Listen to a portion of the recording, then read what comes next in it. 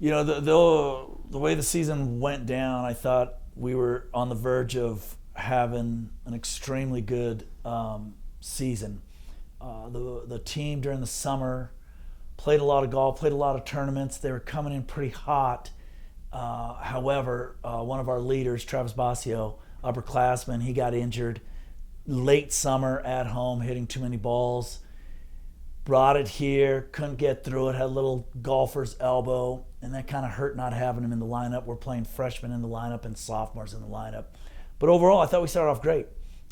It wasn't until we played the preview down in Pueblo, which I don't understand why we didn't play well. We'd already played there about 5 times. So that one stung. That one set us back a little bit. But then we finished strong. We finished second in Monterey Bay against a really good field. The issue with the preview, I don't know. I don't know if there was. I don't know what happened there. It doesn't make sense that we played there so many times. We played well there. No sense in having the kind of round that we did.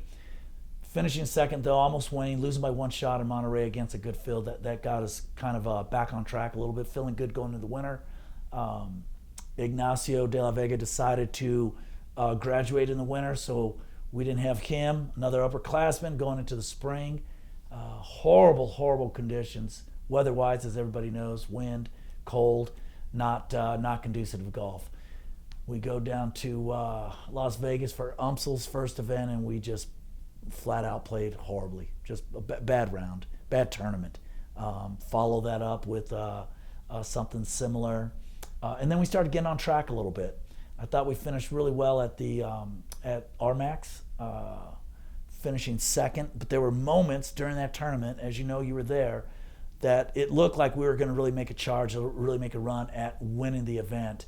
I think just the youth, playing freshmen, playing a couple sophomores in there, kind of set it up to where we didn't have the ability and the experience to finish it as strong as we would have liked to.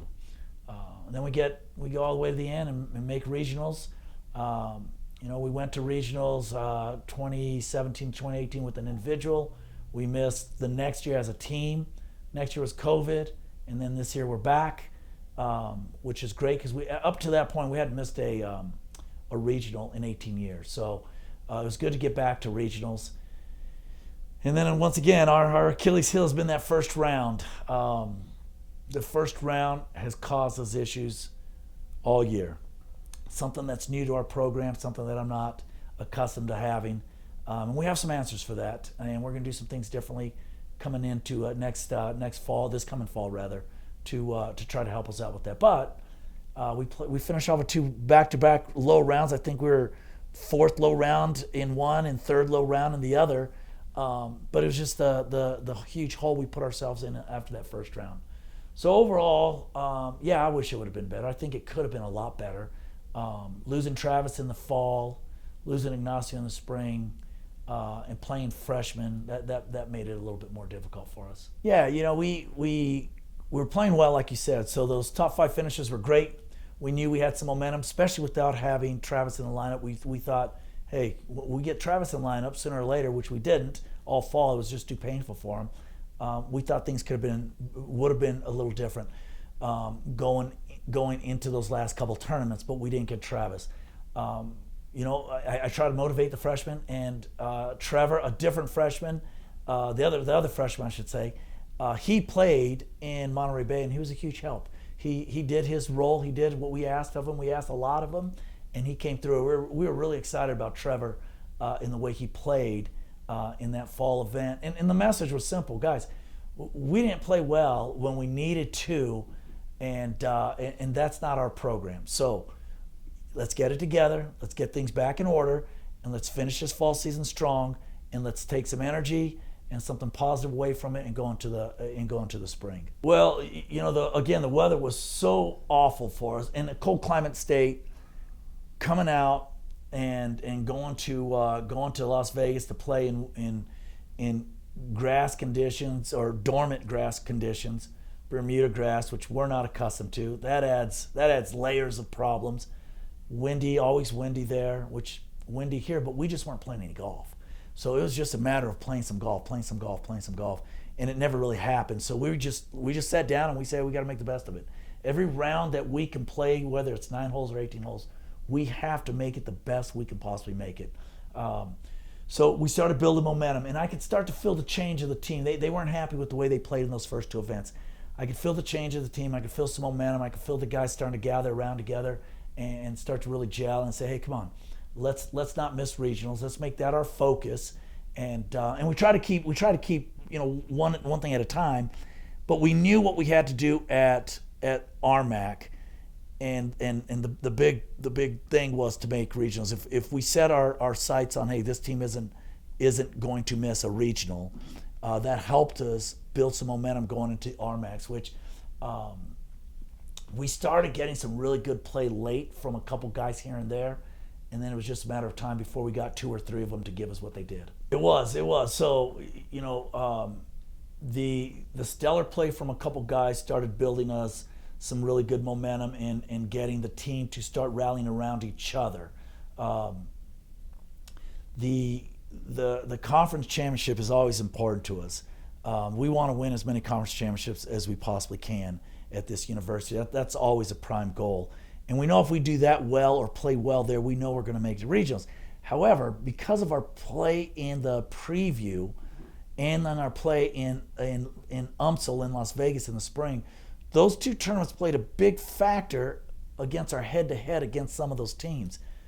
In the end, it played out the way it should. And going into the conference, you were there, I talked to you and Alex, and I said, this is totally not right. I mean, our team should be the 8th, and we don't want to be 8th, but I knew we should have been the 8th team. And in the end, it worked out we were the 8th team of the seeds going in, and that's only because of 2 events.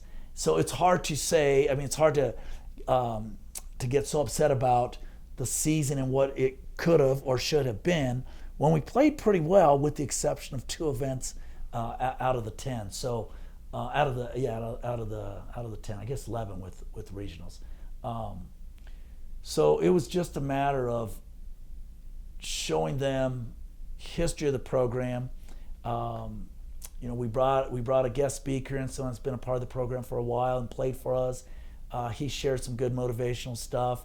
Riley Andrews is a great advocate for Mountain Lion Golf, so we brought him down, and he spent an hour with the team. And I think after that, it was right before our workouts, and right after that meeting, you could really feel the energy of the team and the passion and desire to say, hey, we're not going to be that team that misses another regional, and that kind of motivated us to get to the end there. We needed to get to the end. We weren't satisfied. They knew I wasn't happy. I was making sure they understood that this is unacceptable. This isn't Mountain Lion Golf. We shouldn't be battling some of these teams that we're battling for a position above them. That's not where we're used to being, and we need to get Mountain Lion Golf back on track. And that message, I think, with the help of a former player, got in their ear and in their head, and they started playing. Yeah, it's a younger team. There's only Travis and Bear Jones. The rest of the guys are still pretty young. So for them to get a taste of regionals and leave with a bad taste, because a halfway decent round one makes a huge difference of where we stand on whether we make it or not to the national championship. And I think they saw how close we were and how close we should have been. So yeah, and recruits, they want to see, hey, are you going to regionals? Are you going to NCAAs? So I think it's huge for them. It's a big motivational push for them to work hard this summer. I've already been getting emails from the guys and texts showing me what they're doing. Hey, coach, check this out. Just played here in this round, shot this. It's been great. Having a great summer. Looking forward to it, coach. So you could tell that we just finished, and they're already thinking, hey, what are we going to do come this fall? What are we going to do? And once you get a taste, once a young team gets that taste, that's all they want. Now they want more and more and more and more. Where we're so accustomed to having programs prior to COVID that we were able to mix in these junior college kids that were used to playing in national championships, and they knew we were, so they come to play for us, and it just keeps us making regional year after year after year. And then with COVID, when we had that kind of lull there for a couple years there, it was hard to get that feeling and that motivation to want to pursue making regionals back. And now they have a taste of it. And I personally feel with James Perry coming on board and Jake Chesler and the guys coming back, a healthy Travis Basio, I think it's a big deal. I think it's good things are ahead of us.